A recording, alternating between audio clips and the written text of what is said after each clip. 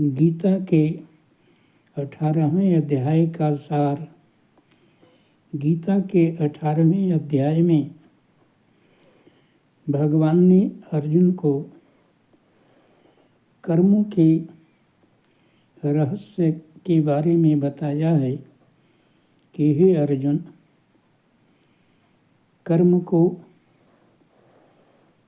कभी भी त्यागना नहीं चाहिए।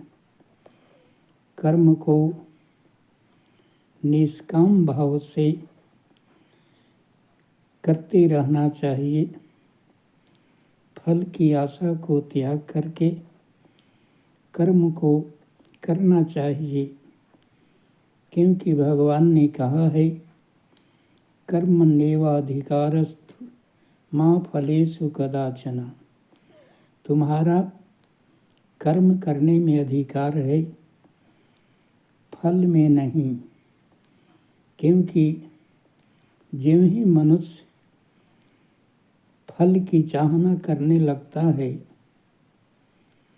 फल की प्राप्ति होने पर लोभ बढ़ता है और फल न मिले तो क्रोध बढ़ता है। इसलिए निष्काम कर्म से कर्मों को करना चाहिए, आसक्ति रहित। वही उसी कर्म को सात्विक कर्म कहा गया है, जो भोगों के लिए कर्म किया जाता है, सुख के लिए, आसक्ति के लिए, उसे राजस कहा गया है। और जिन कर्मों को अज्ञानतावश दूसरे को पीड़ा पहुंचाने के लिए किया जाता है, उसे तामस कर्म कहा गया है। इसलिए कहा गया है कि स्वधर्मे निधनम श्रेयः परधर्मो भयावह। जिसका जन्म जिस धर्म में हुआ है, उसे निश्चित रूप से करना चाहिए। दूसरे का धर्म अच्छा भी हो तो वह भय देने वाला है, इसलिए अपना ही धर्म करे। जैसे दूसरे की स्त्री सुंदर हो और तुम्हारी स्त्री सुंदर न हो, तो शास्त्र के अनुसार अपने ही पत्नी पर अनुरक्त रहना चाहिए। दूसरे की सुंदर पत्नी पर अगर मन दौड़ाओगे तो पाप के भागी बनोगे और नरक में जाना पड़ेगा। इसी तरह सभी कर्मों में बताया गया है कि जो भगवान की इच्छा से स्वाभाविक तुझे जो प्राप्त हुआ है, उसी में मन बुद्धि को लगा करके निष्काम कर्म करना चाहिए। उसी से मुक्ति होती है। इसलिए कहा गया है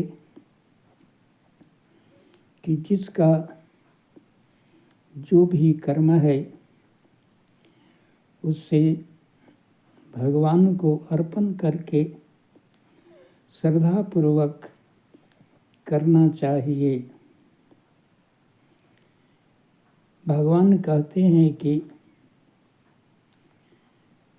अंत में अर्जुन को समझाते हैं कि सर्वधर्मान् परित्यज्य मामेकं शरणं व्रज अहं त्वा सर्वपापेभ्यो मोक्षयिष्यामि मा शुचः।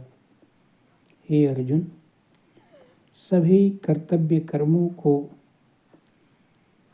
त्याग कर, यानी मुझ में अर्पण करके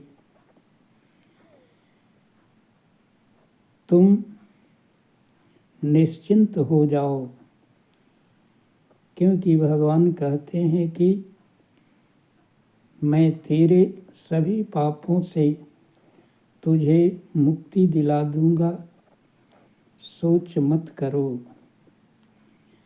अंत में भगवान ही संसार के उत्पत्ति, पालन और संहार के कारण हैं। इसलिए जो भी भगवान के लिए कर्म किया जाता है उसमें पाप नहीं लगता है।